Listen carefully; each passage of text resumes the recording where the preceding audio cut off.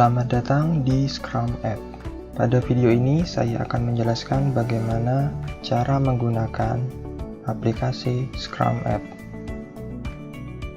Saat pertama kali membuka aplikasi, halaman yang pertama ditampilkan adalah halaman login. Sebelum dapat melakukan login, pengguna diharuskan mendaftarkan akun menggunakan email aktif. Pada halaman registrasi, pengguna diharuskan menginput email, username, dan password untuk mendaftarkan akun. Lalu pengguna diharuskan mengaktifasi akun melalui email yang telah dikirimkan oleh sistem. Setelah akun diaktifasi, pengguna dapat melanjutkan melakukan proses login dan masuk ke dalam aplikasi.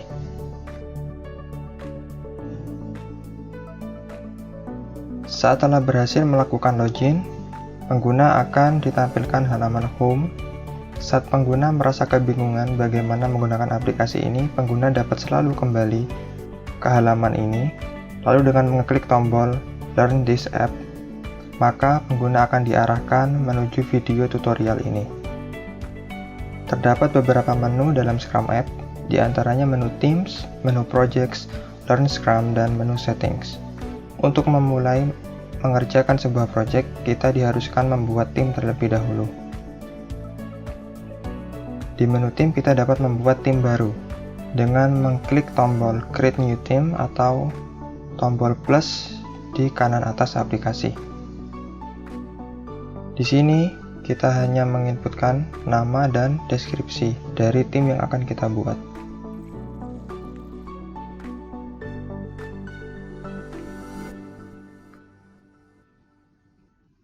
Setelah membuat tim, kita dapat membuka detail tim, lalu kita dapat mengundang pengguna lain ke dalam tim. Di halaman pencarian, kita dapat menuliskan nama dari pengguna ataupun email. Untuk mengundang pengguna ke dalam tim, kita dapat mengklik tombol Invite.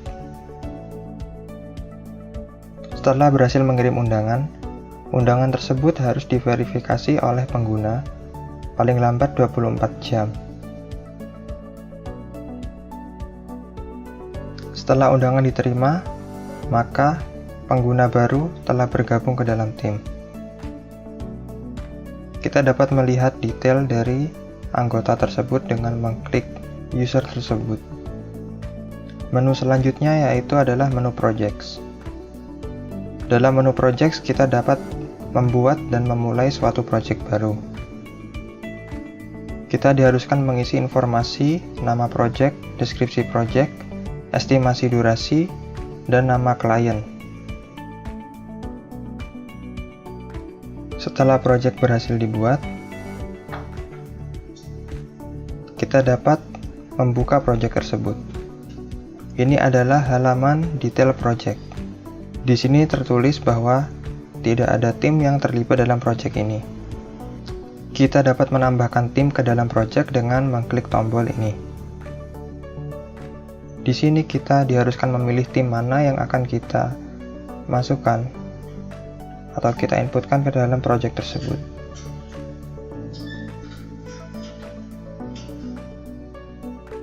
Setelah berhasil memasukkan tim ke dalam project, maka detail tim akan tampil pada halaman project detail. Pada project detail terdapat beberapa submenu. Di antaranya adalah menu Activities, menu Product Backlogs, Sprint, dan Documents. Pada menu Activities, di sini akan ditampilkan aktivitas apa saja yang dilakukan tim dalam project ini. Pada menu Product Backlogs, Product Owner dapat menambahkan backlog dari project.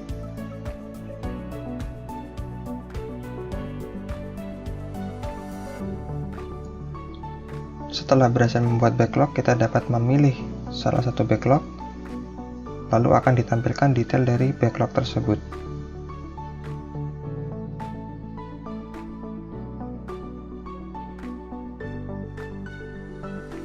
Menu berikutnya yaitu adalah menu Sprints. Pada menu Sprints, kita dapat membuat sprint baru.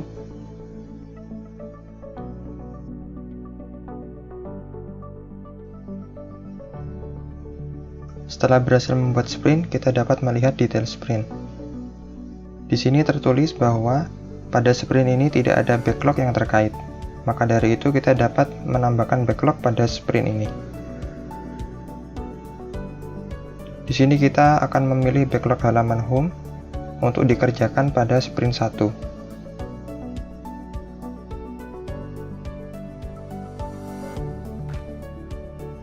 Maka backlog halaman home akan ditampilkan pada sprint 1. Selanjutnya kita dapat mengklik sprint backlog halaman home. Di sini akan ditampilkan detail dari backlog halaman home. Untuk menambah task atau pengerjaan pada backlog ini, kita dapat membuka taskboard dengan mengklik tombol bawah. Di sini akan ditampilkan task mulai dari to do, on progress, dan done. Untuk membuat task, kita dapat mengklik tombol create new task atau tombol plus di toolbar kanan atas.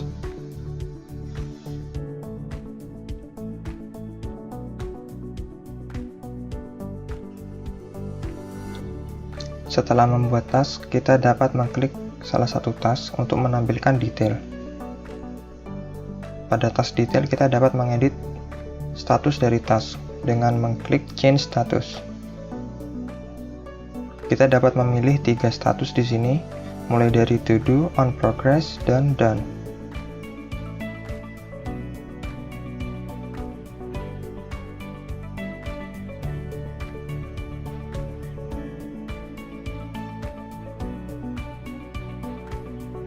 Maka task secara otomatis akan ditampilkan sesuai statusnya.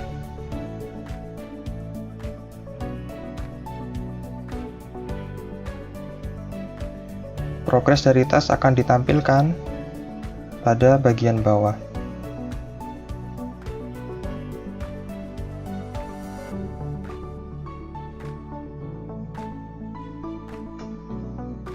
Selanjutnya adalah menu Documents. Pada menu Documents, kita dapat menambahkan dokumen yang terkait dengan proyek kita.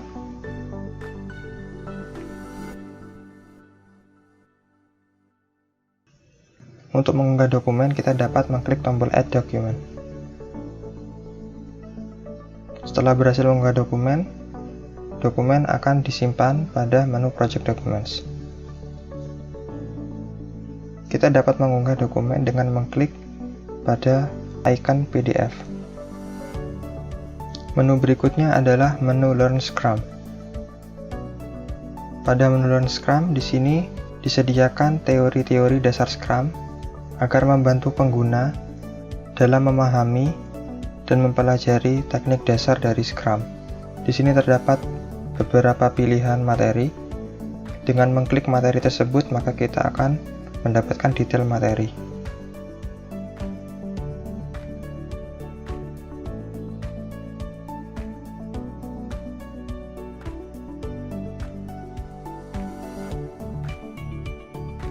Menu berikutnya adalah menu Settings.